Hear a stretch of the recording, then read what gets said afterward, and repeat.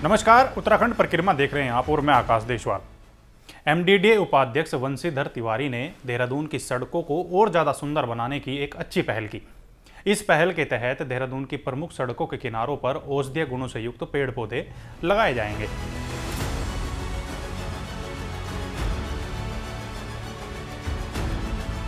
इसे लेकर प्राधिकरण उपाध्यक्ष वंशीधर तिवारी ने उद्यान अधिकारी को निर्देश दिए कि शहर में पौधों को रोपने का काम तेजी से किया जाए। एमडीडीए उपाध्यक्ष वंशीधर तिवारी का कहना है कि हमारा प्रयास है कि शहर को ज़्यादा से ज़्यादा फलदार और पौधों से हरा भरा किया जाए। इस योजना के तहत अभी तक 40,000 पौधे लगाए जा चुके हैं।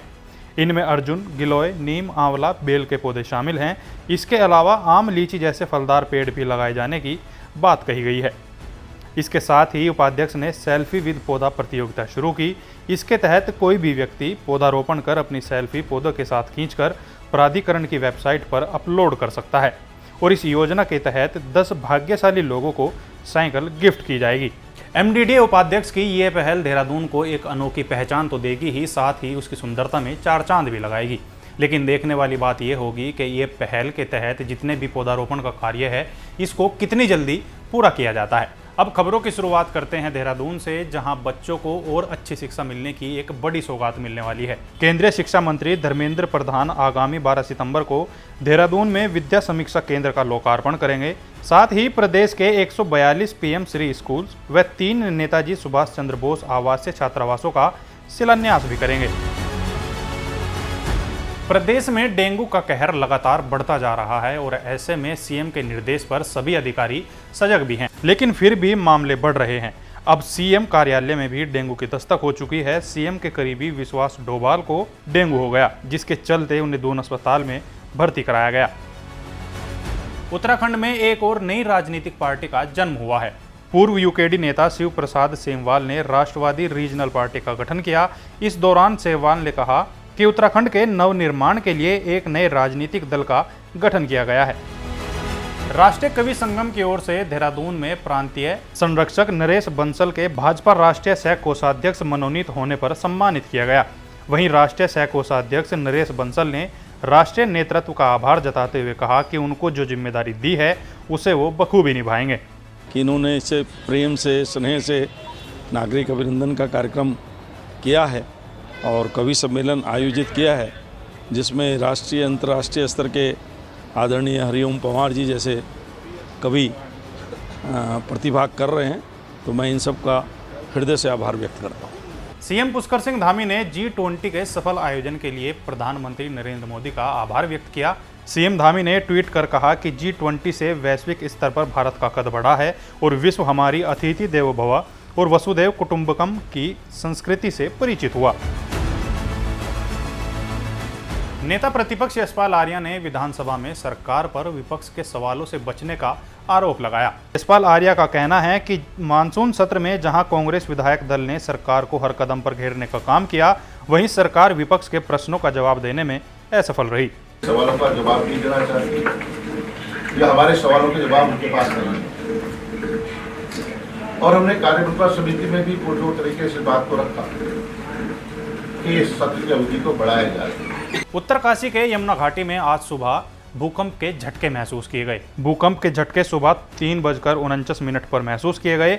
भूकंप की तीव्रता 2.9 रही और केंद्र बड़कोट तहसील के सियालना गांव के जंगलों में बताया गया। ऋषिकेश नगर निगम महापौर अनीता ममगई ने प्राकृतिक आपदा के कारण क्षतिग्रस्त हुई ऋषिकेश की सड़कों व नालियों के निर्माण के लिए प्रदेश के मुख्यमंत्री पुष्कर सिंह धामी से मुलाकात की। महापौर ने निगम प्रशासन को 100 करोड़ रुपए की धनराशि आवंटित करने की मांग की है। जनपद में डेंगू नियंत्रण और रोकथाम के लिए जिलाधिकारी सोनिका ने संबंधित विभागों के अधिकारियों को आवश्यक दिशा निर्देश दिए। साथ ही जिला स्तरीय टीम व मजिस्ट्रेट को जनपद स्थित चिकित्सालय और लैब का निरीक्षण करते हुए व्यवस्थाएं देखने के भी निर्देश दिए गए। बजरंग दल और विश्व हिंदू परिषद ने 19 सितंबर से 6 अक्टूबर तक शौर्य जागरण यात्रा निकालने की बात कही।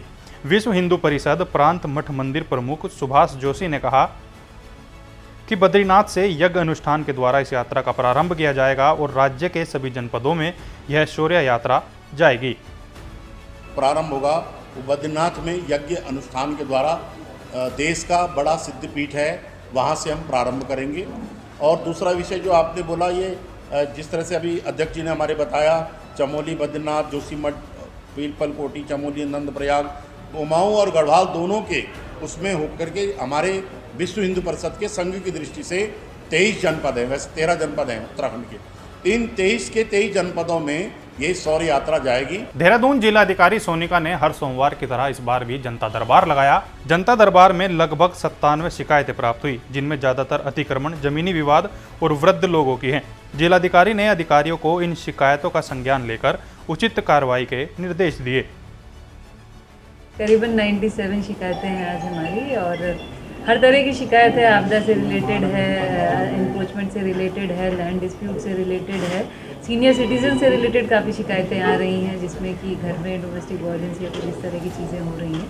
तो सभी चीज़ों को, सभी अधिकारियों को इंस्ट्रक्शन दिए गए हैं कि तत्काल जो जल्दी से निस्तारित हो सकती है इमीडिएटली उनको इमीडिएटली कर लें, और जो थोड़े से लैंड डिस्प्यूट रिलेटेड हैं उनको तरीके से देख के तत्काल निस्तारित करें। बीते 10 तारीख को पुलिस ने सिरवालगढ़ में मिली एक महिला के शव के मामले में हैरान करने वाला खुलासा किया। महिला को क्लेमेंट टाउन में लेफ्टिनेंट कर्नल के पद पर तैनात अफसर ने मौत के घाट उतारा है। मामला प्रेम प्रसंग का है। हमारे पास डिजिटल एविडेंसेस भी हैं, उसको भी वो भी हमारा पूरा लिंक हो गया है, और इसकी गाड़ी में जीपीएस सिस्टम भी लगा हुआ था, उसके माध्यम से भी चीज़ें इस्टेब्लिश हो गई हैं।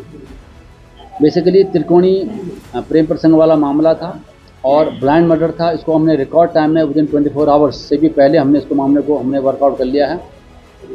पूरी टीम को, सभी लोगों ने बहुत मेहनत से काम किया। कल रात भर हम लोग लगे रहे। पूरी टीम को मेरी तरफ से 25,000 का नगद पुरस्कार। हरिद्वार सिडकुल में एक हैरान करने वाला मामला सामने आया। यहाँ सड़क पर खड़ी एक स्कूटी को हटाने को लेकर कुछ युवकों ने एक युवक को बुरी तरह पीट दिया।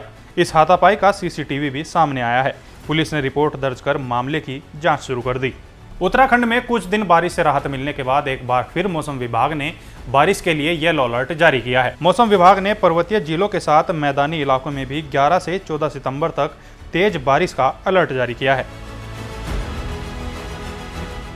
तो उत्तराखंड परिक्रमा में आज के लिए इतना ही। कल फिर हाजिर होंगे कुछ अन्य खबरों के साथ। तब तक देखते रहिए क्राइम पेट्रोल। नमस्कार।